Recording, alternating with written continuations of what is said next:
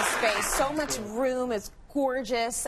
When we were in the kitchen, the faucet, a very special feature, and we want to talk a little bit more about that. Yes, faucets and sinks have come a long way. There's a lot of design elements to them, but there's a lot of technology to them. So American Standard has this one, and this was in that kitchen, where it's called the measure fill. So you don't have to think about the water. You just set it, and then you press this, and it's preset to whatever you wanted it to be. That's cool. You didn't even turn anything on.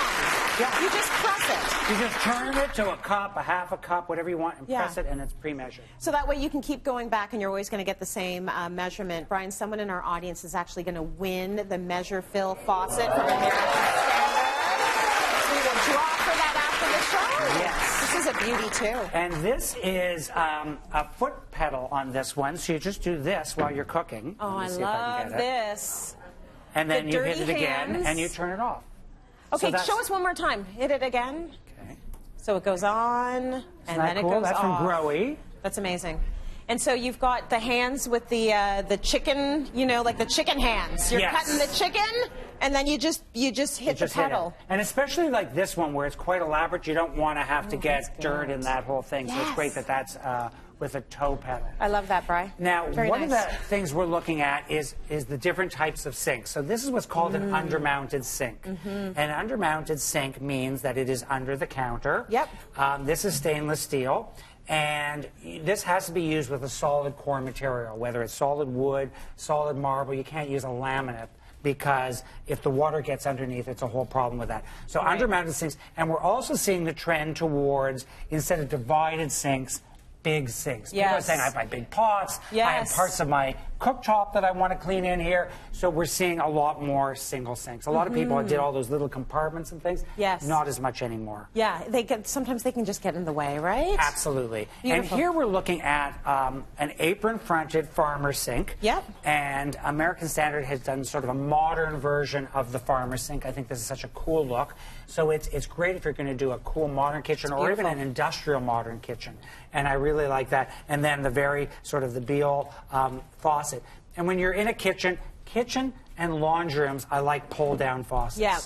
Especially in a laundry room. People think, well, I'm not going to put in a laundry room. But if you have a big pail and you want to clean out the pail, you really want to have a faucet that has a pull-down. Absolutely. So sleek. So gorgeous. Sleek. Okay, and so this is completely different. Completely different. This is from DXV, and this is the classic apron-fronted sink. And I love the look of an apron-fronted sink in a traditional kitchen. This is a very big sink, divided into two. And you have a traditional faucet. Notice the color of this bronze. So there's lots of interesting finishes and colors you should look at, and match that up with the fittings on your cabinet. This is a great way to update your kitchen. The hardware on your cabinets, change the faucet to an interesting finish, maybe paint the island.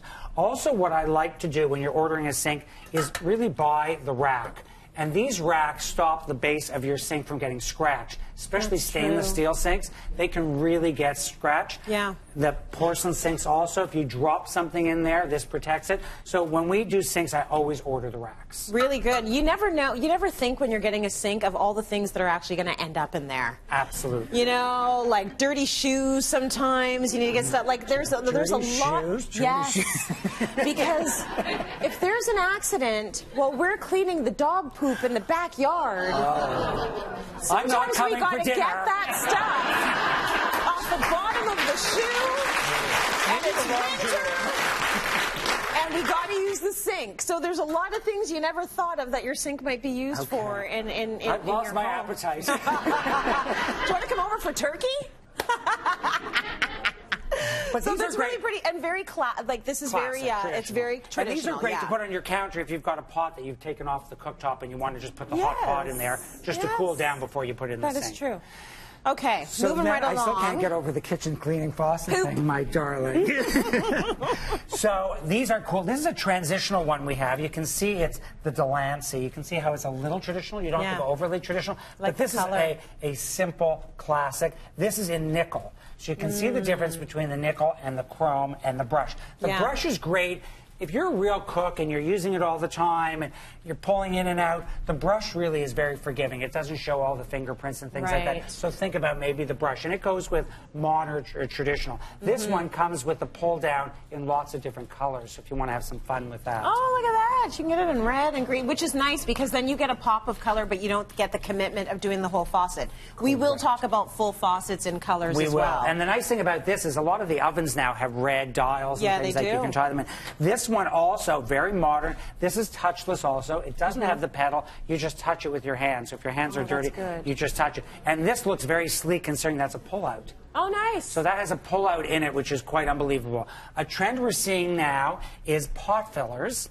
And these go over your cooktop, and they fill the pot. Good. And very popular. You just have to make sure that in your jurisdiction, they're allowed. Some cities do not allow pot fillers because some cities require a drain underneath the faucet. Oh. So check with your local officials what the rules are. But these are really popular. So you bring the empty pot to the cooktop and you fill it up and then you just push it off to the side. Oh, that's lovely. I love that. And then with this one, Growy has done Look at a real fun thing. This is rubber, which is kind of cool. Yeah. And you can change the color. Look at all the colors it comes in.